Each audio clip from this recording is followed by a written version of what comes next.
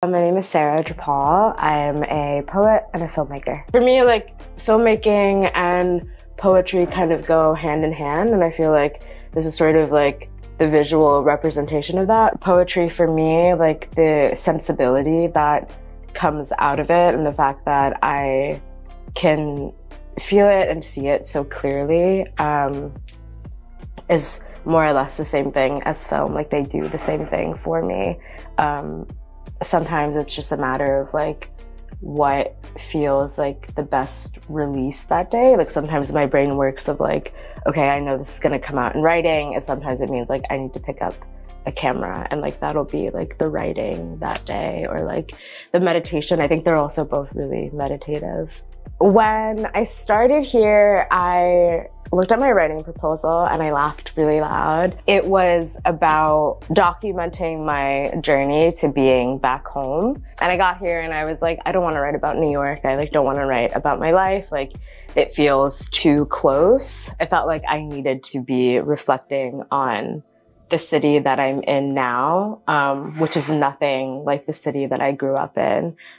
So for context, this is my first time being back in New York since I was 18. But when I got here, I felt a lot of resistance to just being back in New York. So I wanted to sort of stray away from revisiting any of that. And I feel like I strayed away from poetry as well. So what started happening was I began writing these series of essays. I was doing tension pairings for essays, and something that kept coming up was like, I feel a lot more in touch with my body as an adult now, but out of touch with New York, and the opposite used to be true in my writing. I think my writing has changed. Like, my poetry used to be more fragmented and visually driven, and the visual part has remained the same, but I think like the more that I've dived into film, I wanted to see like how far the visual can take me. And I feel like because I've leaned so much into that visual, it's almost, not that it's been taken out of poetry, but it's like I've saved that more for the screenwriting or for the actual like taking of photographs. And now when I go to writing, it feels almost more prosaic. There's something about exploring more with visuals that make things simple, and I have like the desire to like apply that like simplifying to writing as well. And the more that I've done that, my sentences have just become longer, like structure has just looked different. Well, I wouldn't say, I feel like the structure of my essays are like poetic in a sense. So like the lyrical essay is something that I like to stay in because it borrows like from both genres. I have this piece that is a docu-poetics piece.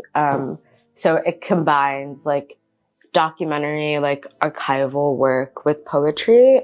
It's a genre that I didn't really know existed until like 2 years ago. On this theme of like home, I visited Guyana for the first time. That again was like kind of another example of like going to a place and like being on the land and having the tension between like, here's this place that I have knowledge of my whole life through like retellings and story, but like now that I'm here and seeing it, it means something totally different to me. So a piece of writing I was working on was kind of about that, and I borrowed pieces of my dad's memoir, which is like something he started a couple of years ago, and like sent me like in the middle of the night, which is like not something he would normally do. But I took pieces of that and was responding to them based off of, it's sort of like his like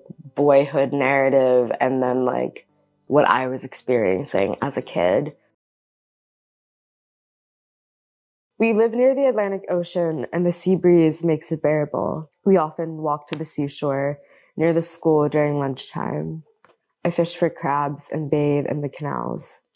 When did you first taste salt on the lips of another?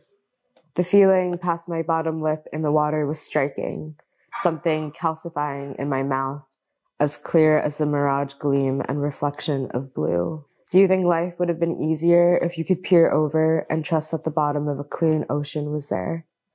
Clean as in pure, pure as in this language has taught me to lie about my own inferiority and yours too, your oceans too. I believe I can spit enough saliva to make the oceans you talk of off to the side of the school you walk to.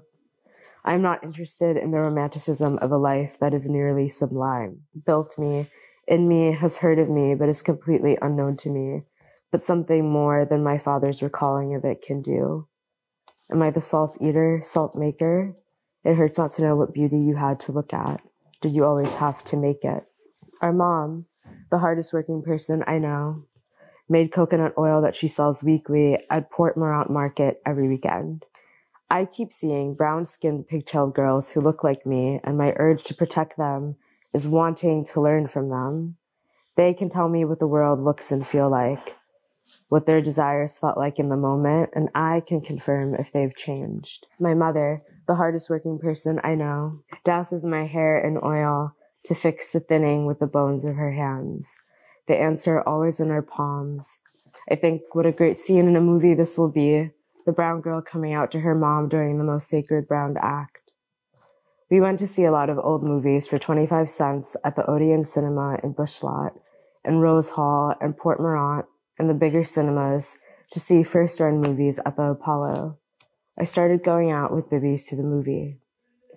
The one-on-one deli around the corner before sunrise on the way to school. Men in their morning crowds and towering knowledge of a body unknown to them. I enter and exit houses quietly. This was hard work that only made you stronger. I watched and was watched all the time here. I vaguely remember he threw a bottle at my mom and broke her leg. I vaguely remember there were lots of arguments and fights in our home. Your old bathroom light didn't come out on my Nikon FM2. Before we crossed the Berbice Bridge for the first time together, my uncle stops the truck and flips coins over his hand before giving me one to throw into the river. The portal is waiting for me to step through. These atavistic waters are still. They remember my face because it is yours. I took the furniture from my apartment on a truck to Cromarty Farm and gave them to my younger brother. While at work my first day, I saw snow for the first time. It was one of those holidays I waited to become bigger in time because the sweetness of the small things we managed to do in all our silence was special. He would hardly wait until I was out of my school uniform before throwing powder on my neck.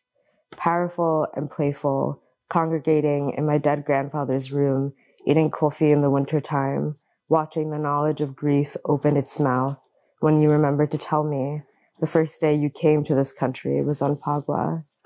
There was no ceremony.